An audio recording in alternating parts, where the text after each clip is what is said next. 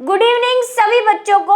और जैसा कि आपको पता है कि आज हम चैप्टर 11th क्लास का जो करने वाले हैं, चैप्टर नंबर 10, और उसके बाद हम चैप्टर नंबर 9 को छेड़ेंगे। तो उससे पहले आज जो चैप्टर का लास्ट टॉपिक है वो करने वाले हैं। जैसे कि छोटा सा एक चैप्टर था, आपको पता है, और क्लास 11th का चैप्टर नंबर 10, उसका आज हम करने वाले हैं लेक्चर नंबर 7। ठीक है, तो सब बढ़िया से होंगे मुझे पता है। और आधे बच्चों को कोर्स की चिंता हो रही है कि मैम कोर्स कब होगा, क्योंकि बहुत सारे चैप्टर्स पढ़े हैं। आज जो हम पढ़ने वाले हैं, समसूत्री विभाजन और अर्धसूत्री विभाजन में अंतर पढ़ेंगे। साथ में हम कुछ एक्स्ट्रा चीज़ें, भाई मेन टॉपिक तो यही है और इसके साथ चैप्टर एंड हो जाएगा। उसके बाद कल हम क्वेश्चन आंसर को देखेंगे। तो शुरू करते हैं। ज़्यादा कुछ नहीं, वही बस कुछ एक समराइज है। और कई बच्चे पूछते हैं मैम इंपॉर्टेंट क्वेश्चन, तो देखो मैं साथ साथ बताती रहती हूँ जब भी मुझे टाइम मिलता है कि ये क्वेश्चन आपको स्कूल लेवल पे या एग्जाम में पूछा जा सकता है। और दूसरा, हमेशा से मैं कहती हूँ कि भाई स्कूल जब क्लास 11th होती है तो उसमें जो है ज़्यादा वो बोर्ड वाला टच नहीं होता, तो स्कूल अपने हिसाब से क्वेश्चन लेते हैं। लेकिन इंपॉर्टेंट क्वेश्चन की अगर बात करें इस चैप्टर में, तो देखो इतने साल से अगर यूपी बिहार और सबको हम देखें, क्योंकि लोकल पेपर्स होते हैं वहाँ पे, कुछ बच्चों के बाहर से जरूर आता है पेपर, उनमें मेन जो क्वेश्चन होता है या तो अर्धसूत्री विभाजन का कोई स्टेज दे देते हैं। पूरा अर्धसूत्री विभाजन तो नहीं दे सकते, ये बात तो पक्की है, लेकिन हमें याद तो पूरा ही करना है। या तो उसकी पूर्वावस्था 1 दे देते हैं, या सिंपल सा क्वेश्चन दे देते हैं समसूत्री विभाजन, क्योंकि वो सब बच्चों को इजी पड़ता है। और दूसरा, नहीं तो ये क्वेश्चन, लेकिन ये क्वेश्चन बहुत कम स्कूल्स या आप एग्जाम में देखेंगे, समसूत्री विभाजन और अर्धसूत्री विभाजन में अंतर। लेकिन ये इंपॉर्टेंट जरूर है। देखो हर टीचर का फेवरेट क्वेश्चन होता है, और अगर मुझसे पूछा जाए कि आप कौन सा क्वेश्चन दोगे तो मैं यही दूंगी, क्योंकि मुझे पता है बाकी सबने वो रट रखा है। ठीक है, चलिए तो शुरू करते हैं समसूत्री विभाजन और अर्धसूत्री विभाजन के अंतर को। इससे 2 चीजें होंगी। पहला, आपका अर्धसूत्री और समसूत्री विभाजन रिवाइज हो जाएगा। दूसरा, आपको अंतर पता चलेगा, क्योंकि कई बच्चे अभी भी समसूत्री और अर्धसूत्री विभाजन में कंफ्यूज रहते हैं। ठीक है, चलो शुरू करते हैं। तो इधर हमने समसूत्री विभाजन ले रखा है और इधर हमने अर्धसूत्री विभाजन दे रखा है, माइटोसिस और मियोसिस। ठीक है, तो पहला क्या है कि कोशिका एक बार विभाजित होती है। जब हम समसूत्री विभाजन पढ़ते हैं तो हम मेन स्टेजेस क्या पढ़ते हैं? पूर्वावस्था, मध्यावस्था, पश्चावस्था और फिर लास्ट वाली जो है अंत्यावस्था, यही पढ़ते हैं अगर सिर्फ विभाजन की बात करें, क्योंकि जो इंटरफेज है वो तो दोनों में कॉमन होती है। ठीक है, prophase, anaphase, prophase, metaphase, anaphase और टीलोफेज, ये 4 स्टेजेस पढ़ते हैं। एक ही बार विभाजन करते हैं। सबसे छोटा विभाजन जो होता है, जो समसूत्री होता है, इसमें कोशिका एक ही बार विभाजित होती है। एक कोशिका होती है, वो विभाजित होती है और 2 में बढ़ जाती है। सिर्फ एक बार विभाजन होता है। लेकिन अगर हम अर्धसूत्री विभाजन की बात करें तो कहानी की शुरुआत में ही हम कह देते हैं कि अर्धसूत्री विभाजन 2 तरह का होता है, 1 और 2। मतलब इसमें कोशिका क्या होगी? 2 बार विभाजित होती है। पहले वाली कोशिका विभाजित होती है, उससे 2 कोशिकाएं बनती हैं। और ये भी हमें याद रखना है कि पहले वाला डिवीजन ही न्यूनकारी डिवीजन होता है, रिडक्शन डिवीजन होता है, क्योंकि यहीं पे गुणसूत्रों की संख्या आधी होनी है। आगे जाके अब आधा नहीं होना है, आगे जाके वैसा का वैसा रहता है, क्योंकि हम कहते हैं कि वही समसूत्री विभाजन के समान होता है। तो पहला तो ये होता है, और दूसरा फिर ये 2 कोशिकाएं फिर विभाजित होती है और टोटल 4 कोशिकाओं का निर्माण करती है सेकेंड वाले में। तो एक तरह से कोशिका 2 बार विभाजित होती है, पहले यहाँ पे और फिर यहाँ पे। तो यहाँ पे क्या है भाई? 2 बार कोशिका विभाजित होती है। नेक्स्ट देखते हैं, ये कायिक कोशिकाओं में होता है। समसूत्री विभाजन का महत्व पढ़ो या समसूत्री विभाजन का यूज पढ़ो।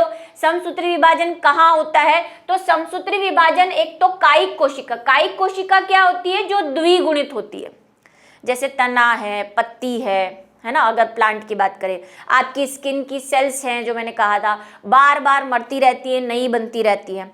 तो कायिक कोशिकाओं में, और कौन सी कोशिकाओं में? वृद्धि कोशिकाओं में, जो वृद्धि करती रहती है, उन्हीं में पाया जाता है। कायिक को क्या कहते हैं? Somatic cells. ये बेटा कायिक वर्ड बहुत काम आता है, ये हर जगह आपको कायिक वर्ड दिया है, इसका मतलब कि उसमें समसूत्री विभाजन हो रहा है। ठीक है, कायिक या वृद्धि कोशिकाओं में पाया जाता है समसूत्री विभाजन, जबकि जो अर्धसूत्री विभाजन है वो केवल जनन कोशिकाओं में पाया जाता है।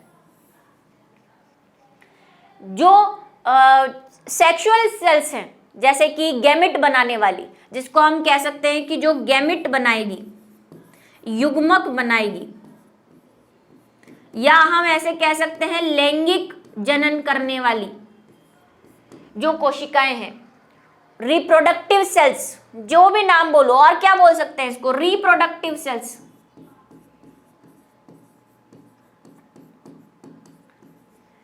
उन सब में क्या होता है, अर्धसूत्री विभाजन होता है, और वो 2 स्टेप्स में होगा, ये पक्का है। मैंने आपको जब अर्धसूत्री विभाजन पढ़ाया था तब ये कहा था कि जहां पे भी युग्मक नाम आ जाए, गैमेट, तो बिना आंखें खोले बंद करके बिना सुने सिर्फ एक ही आपके दिमाग में ये बात आनी चाहिए, जो जन्म जन्मांतर से मैं बताती आ रही हूं कि युग्मक बना है, इसका मतलब अर्धसूत्री विभाजन ही हुआ है। ठीक है, और इस पे मैंने आपको कहा था न्यूमेरिकल भी पूछे जाते हैं कि किसी सेल की कोशिका दे दी और पूछ लिया नर युग्मक में कितने गुणसूत्र है ना। ठीक है, फिर बात करते हैं हम अलैंगिक व लैंगिक जनन दोनों तरह की कोशिकाओं में पाया जाता है। ये अब ये क्या सवाल है, अभी तो आप कह रही हैं कि कायिक कोशिका में पाया जाता है, अभी कह रही लैंगिक कोशिकाओं में पाया जाता है, तो बता रही हूं। अलैंगिक तो समझ गए है ना, जो जीव एसेक्सुअल रिप्रोडक्शन करते हैं, जो समसूत्री विभाजन से स्पोर्स बनाते हैं, बीजाणु बनाते हैं। शेवाल वाला चैप्टर याद करो, जहां पे हम कहते हैं कि ब्रायोफाइटा में बीजाणु बनते हैं, टेरिडोफाइटा में बीजाणु बनते हैं, है ना, समसूत्री विभाजन से। तो वहां पे अलैंगिक कोशिकाओं में पाया जाता है और अलैंगिक जनन में भी पाया जाता है। लैंगिक जनन में कहां पाया जाता है, तो वो कहानी छुपी हुई है ये सेकंड वाले पार्ट में। हम कहते हैं कि लैंगिक कोशिकाओं में अर्धसूत्री विभाजन होता है, पक्का, लेकिन फर्स्ट वाले में तो अच्छा वाला, सही वाला, रियल वाला जो है अर्धसूत्री विभाजन होता है। लेकिन जो सेकंड पार्ट होता है, जो अर्धसूत्री विभाजन का सेकंड पार्ट होता है, उसमें तो वही समसूत्री विभाजन ही कहते हैं ना, कि समसूत्री ही होता है वो एक तरह का, है ना। तो ये हो गया कि समसूत्री विभाजन कायिक कोशिकाओं में भी पाया जाता है, लेकिन लैंगिक कोशिकाओं की जो अर्धसूत्री विभाजन सेकंड है उसमें भी वह समसूत्री विभाजन ही होता है।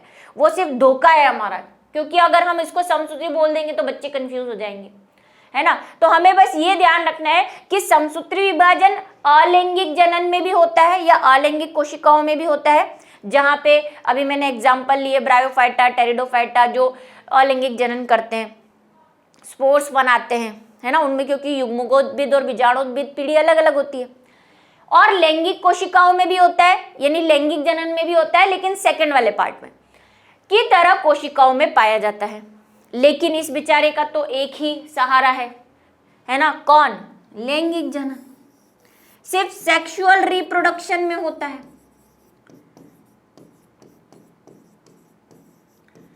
इसका तो एक ही सहारा है। हाँ, अगर आप वही लोअर कैटेगरी के प्लांट की तरफ जाते हैं, जहां पे सिर्फ क्या होता है, जो मेन प्लांट होता है वो अगुणित होता है, हैप्लॉइड होता है, जैसे कि क्लेमाइडोमोनास की अगर हम बात करते हैं, है ना, एल्गी जो होती है, भाई वो पिछले चैप्टर्स पढ़े हुए होने चाहिए। तो वहां पे भाई लैंगिक जनन होता ही नहीं है, उनमें तो बस अलैंगिक जनन ही पाया जाता है। और हैप्लॉइड सेल्स बनानी है तो ऑब्वियसली जाइगोट बनने के बाद उनमें क्या होता है, अर्धसूत्री विभाजन होकर स्पोर्स बनते हैं। अब ये कहानी बहुत डिटेल में है, हालांकि यहाँ पे उसका लेना देना नहीं है, लेकिन मैं आपको, कई बच्चे बोलेंगे नहीं मैम वहाँ पे तो आपने ऐसे कहा था, है ना, आपने तो बताया ही नहीं, तो इसलिए बता रही हूँ। अभी यहाँ पे इतनी कहानी लिखनी है। ये हो गए 4 अंतर। नेक्स्ट बात करो, डीएनए का द्विगुणन या द्विगुण अंतरावस्था में होता है, इंटरफेज में होता है। सेल साइकिल को हम बांटते हैं एक तो एम फेज में, और बाकी की पूरी अवस्था को हम अंतरावस्था कहते हैं, इंटरफेज। तो डीएनए का द्विगुणन यहीं पे हो जाता है, उसमें भी एस वाली स्टेज में, अंतरावस्था में भी एस स्टेज में होता है डीएनए का द्विगुणन। डीएनए का द्विगुणन प्रथम अंतरावस्था में होता है, क्योंकि यहाँ पे 2 अर्धसूत्री विभाजन है ना, अर्धसूत्री विभाजन 1 और अर्धसूत्री विभाजन 2, और इन दोनों के बीच में अंतरावस्था तो आनी ही आनी है। आपको याद हो, अभी हमने खत्म किया है मियोसिस। मैंने कहा था कि 1 होने के तुरंत बाद 2 शुरू नहीं होता, बीच में थोड़ा सा गैप आ जाता है, क्योंकि बीच में वापस इंटरफेज आनी है। भाई एक सेल फर्स्ट वाला डिवीजन हुआ, उसमें एम में डिवीजन हो गया, लेकिन ये अंतरावस्था आई, फिर ये सेल वापस अंतरावस्था में चली जाएगी, रेस्ट पे चली जाएगी, और फिर सेकेंड वाला होगा। ये फर्स्ट है, ठीक है। तो 2 अंतरावस्थाएं आती हैं, लेकिन द्विगुणन हमेशा फर्स्ट वाली में ही होता है, दूसरी वाली में द्विगुणन नहीं होता। दूसरी वाली में तो गुणसूत्र सीधे जो हैं वो समसूत्र विभाजन करके हो जाएंगे, ठीक है, पहले से ही वो द्विगुणित करके आई हुई है, ठीक। दूसरी वाली में कोई द्विगुणन नहीं होता, ये बात ध्यान रखनी है, ठीक है। परंतु द्वितीयक अंतरावस्था में नहीं होता, 2 अंतरावस्था आएगी, क्योंकि 2 बार डिवीजन हो रहा है। सेल साइकिल तो वैसे ही चलेगा। एक बार विभाजन के लिए डीएनए में द्विगुणन एक बार होता है, क्योंकि कोशिका एक बार विभाजित हो रही है, तो डीएनए भी एक बार ही द्विगुणित होता है एस फेज में। लेकिन यहाँ पे क्या हो रहा है, 2 बार कोशिका विभाजित हो रही है, लेकिन डीएनए का द्विगुणन एक ही बार हो रहा है, क्योंकि दूसरा वाला तो हमें धोखा दे रहा है ना, है समसूत्री बता अर्धसूत्री रहा है, ठीक है। इसलिए द्विगुणन तो एक ही बार होना है, और ये बहुत स्पेशल वाला टाइप है क्वेश्चन का, कंपटीशन लेवल का। कई बच्चे सोचते हैं कि द्विगुणन कहाँ होता है, पहले ही हो जाता है, बाकी में कुछ नहीं होना है, ठीक है। पूर्वावस्था बहुत छोटी होती है, इसकी पूर्वावस्था थी 4 लाइन की, है ना। केंद्रक झिल्ली गायब होती है, क्रोमेटिड गुणसूत्र बनते हैं, गुणसूत्र बिंदु दिखना शुरू हो जाते हैं, कोशिका अंगक सेल ऑर्गेनल्स गायब हो जाते हैं, खत्म पूर्वावस्था। इधर कहानी में ट्विस्ट था। पूर्वावस्था एक सबसे लंबी अवस्था है, 5 प्रावस्थाएं थी इसकी पूर्वावस्था की, लेप्टोटीन, जाइगोटीन, पेकाइटीन, डिप्लोटीन, डाइकाइनेसिस। और मेरा आपसे अनुरोध वहां पे भी था, यहाँ पे भी है कि इसको इंग्लिश में ही याद करें, है ना। हिंदी में तो इसकी क्या है, सूत्र युग्मन और स्थूल युग्मन और पता नहीं क्या क्या है, जो भी है मुझे नहीं याद है हिंदी में, ठीक है। लेप्टोटीन की भी कुछ था, क्या था, सूत्र युग्मन था, है ना। फिर इसका स्थूल युग्मन था, नहीं पेकाइटिन होती है स्थूल युग्मन, खैर जो भी है। हिंदी वाले बस एक बार माइंड में रखें, देखो हिंदी वालों को इंग्लिश में ऑप्शन मिल जाएगा, अगर आपने हिंदी याद नहीं रखी है तो आप इंग्लिश ट्रांसलेशन वाला क्वेश्चन देख सकते हो, लेकिन अगर आपने हिंदी याद रखी है तो फिर इंग्लिश में आ गया, वहां पे जाइगोटीन लिखा हुआ आ गया तो मारे जाओगे, है ना। इसको सूत्र युग्मन कहते हैं, ठीक है। तो ये सारी जो है 5 स्टेजेस है वो आपको याद रखनी है। फिर क्या कहानी है, पूर्वावस्था सरल होती है, अभी मैंने जो बोला 4 लाइन की वो बहुत इजी है ना, याद करने में भी। यहाँ पे बहुत जटिल है, माथा खप जाता है किसी का, तो यहाँ पता ही नहीं चलता क्या हो रहा है ना। पूर्वावस्था में ये 5 स्टेजेस आती है, और पास आ रहे हैं, समजात गुणसूत्र पास आ रहे हैं, फिर क्रॉसिंग ओवर हो रहा है ना। और एक बात जो मैंने आपको याद करने के लिए कहा था, क्या याद करने के लिए कहा था कल वाली क्लास में, कि जो क्रॉसिंग ओवर होता है वो नॉन सिस्टर क्रोमेटिड में होता है, ये बात आप याद रखेंगे। और शायद मैंने वहां पे, मैं अपनी ही क्लास दोबारा भी देखती हूँ, तो शायद मैंने वहां पे ब्रैकेट में असमजात लिख दिया था, है ना, तो उसको आप करेक्ट कर लेना, नॉन सिस्टर क्रोमेटिड, लेकिन कौन से, समजात गुणसूत्रों के नॉन सिस्टर क्रोमेटिड के अंदर क्या होता है, क्रॉसिंग ओवर होता है, ये बात आप वहां सही कर ले, ठीक है। पूर्वावस्था सरल होती है।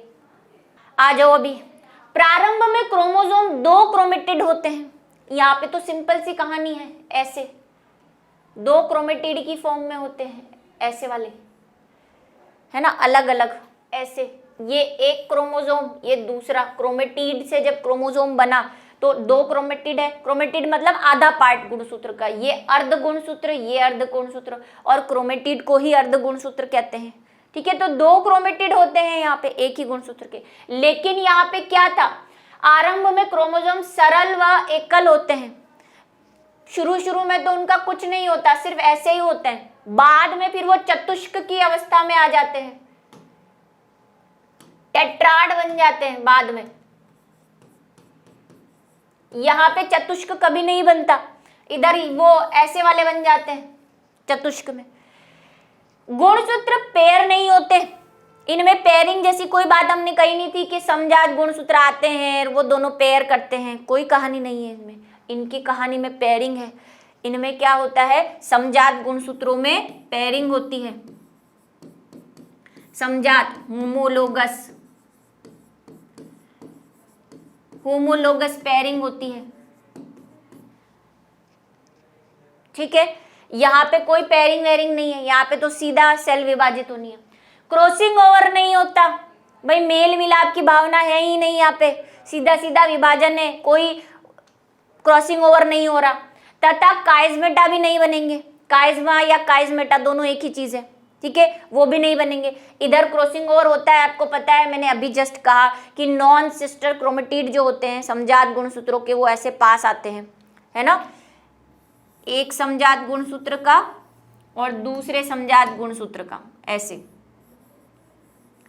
ये क्रॉसिंग ओवर होता है। और जो क्रॉसिंग ओवर होता है जहां वो कनेक्टेड रहते हैं, जिस जगह से वो जुड़े हुए रहते हैं, उसको काइजमेटा कहते हैं या काइजमा कहते हैं, जो भी है बेटा दोनों सही है।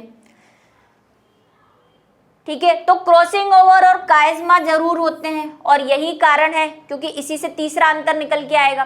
देखो सब एक दूसरे से जुड़े हुए हैं। क्रॉसिंग ओवर होगा तो अभी क्या होगा, जब वो हटते हैं तो एक दूसरे की चीजें लेके हटते हैं, तो इसका मतलब विनिमय भी होना है उनमें। इनमें विनिमय नहीं होगा, क्रॉसिंग ओवर ही नहीं हो रहा तो विनिमय की क्या बात है। ठीक है, कोशिका विभाजन तथा गुणसूत्र विभाजन एक ही बार होता है, गुणसूत्र भी एक ही बार विभाजित होंगे, कोशिका भी एक ही बार विभाजित होगी। इधर कोशिका विभाजन 2 बार होता है, परंतु गुणसूत्र विभाजन 1 बार होता है। भाई पहले वाले में ही तो विभाजन हुआ, ये 4 थे, ठीक है, ये 4 थे, इससे क्या बने, 2 बने, 4-4 वाले, क्योंकि इसे डीएनए डबल होगा ना, 4-4 वाले 2 बने, और फिर ये 4 विभाजित होंगे तो फिर 2-2 वाले बनेंगे, है ना। यहाँ पे 4 है लेकिन एक्चुअली में ये 8 होते हैं, मैंने आपसे कहा था दिखता नहीं, वो स्प्लिटिंग होगी, है ना, गुणसूत्र में ऐसे स्प्लिटिंग होगी तब ये टेट्राड बनाएंगे, ये 4 मतलब ये 8 हो जाएंगे, और 8 से फिर 4-4 बनेंगे, और फिर 4 से फिर वापस क्या बन जाएंगे, 4 वाले, क्योंकि समसूत्र विभाजन हो रहा है आगे जाके, गुणसूत्रों की संख्या समान रहनी है, अगर इनमें 4 है तो इनमें भी 4 होनी है, ठीक है, तो इसमें भी क्या हो जाएगी, 4-4 हो जाएगी।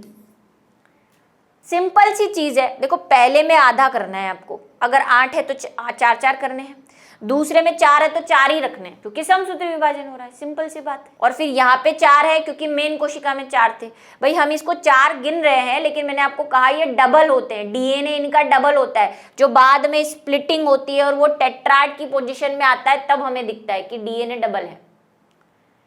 अच्छा, एक और सवाल यहाँ पे आता है कि डीएनए कंटेंट, हाँ हालांकि हम वो क्वेश्चन में करेंगे, वहां पे मैं आपको समझाऊंगी, क्वेश्चंस करेंगे, पीछे क्वेश्चन है इसका, उस पे समझेंगे इसको, बुक के पीछे एक क्वेश्चन है और वो इंपॉर्टेंट क्वेश्चन है, ठीक है। समसूत्र विभाजन में क्या होता है, विभाजन के पश्चात गुणसूत्र संख्या पुत्री में मात्र कोशिका के समान होती है, क्योंकि समसूत्री है, समान रखनी है।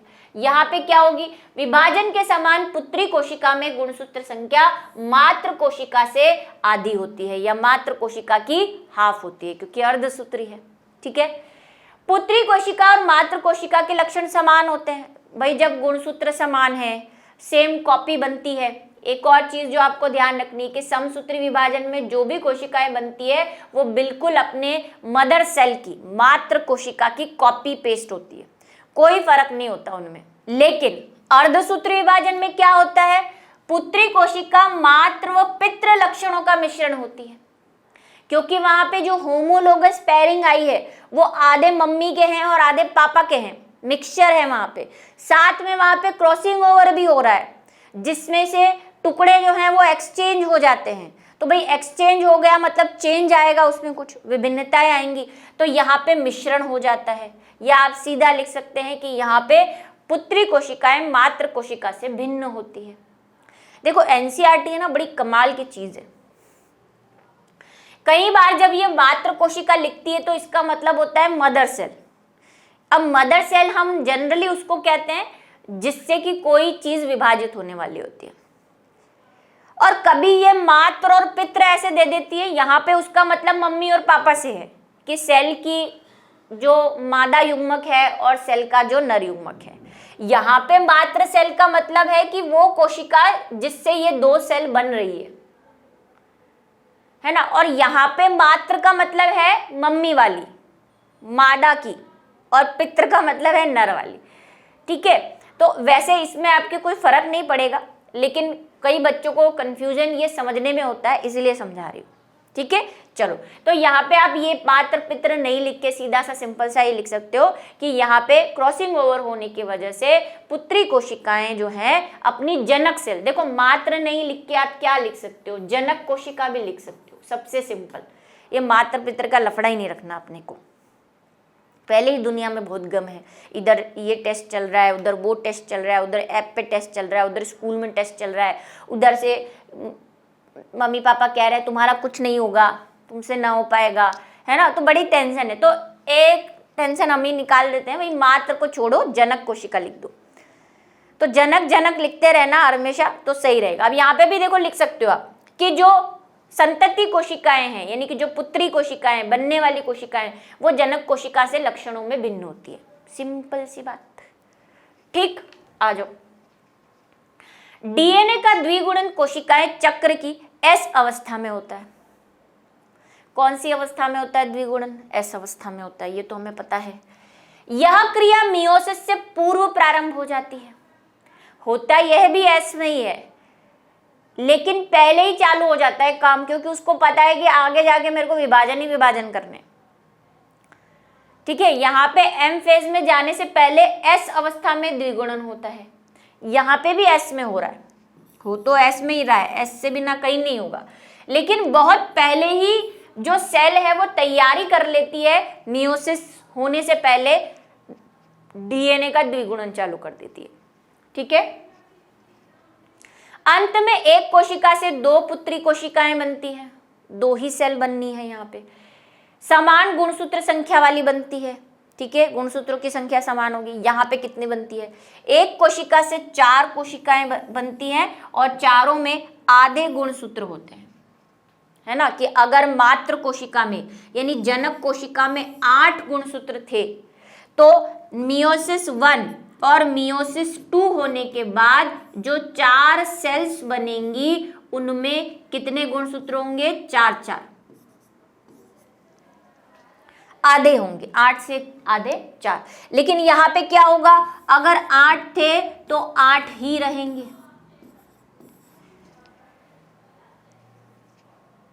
अब ये जो मैजिकल पावर है वो कहाँ होती है आपको पता है कि वहीं पे द्विगुणन हो जाता है पहले ही।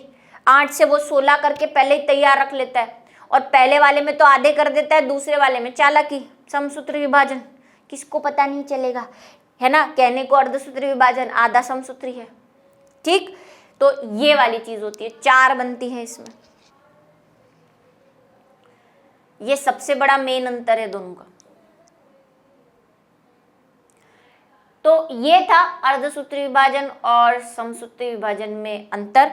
जो कल हम बात करेंगे वो कुछ क्वेश्चंस जो वही बुक के पीछे जो क्वेश्चंस हैं जो आपको बहुत भारी लगते हैं, उनमें से कुछ ऑब्जेक्टिव्स भी हम करेंगे, एमसीक्यूज करेंगे, और उसके साथ कुछ 1-2 चीज़ें यहाँ पे है। एक चेक पॉइंट, जांच बिंदु, जो कि आपके एनसीईआरटी में नहीं दे रखा लेकिन नीट में आया हुआ है, और एक और चीज़ है क्रोमेटीन वाली, वो मैंने प्रैक्टिस क्वेश्चंस में उसके जो है डाल दिए हैं डिस्क्रिप्शन, मतलब प्रैक्टिस क्वेश्चंस के साथ उसको डिस्क्राइब कर दिया है। तो वो आपको ऐप पर प्रैक्टिस क्वेश्चन जब आप सॉल्व करेंगे तो 2 पॉइंट वहाँ पे ये कवर हो जाएंगे।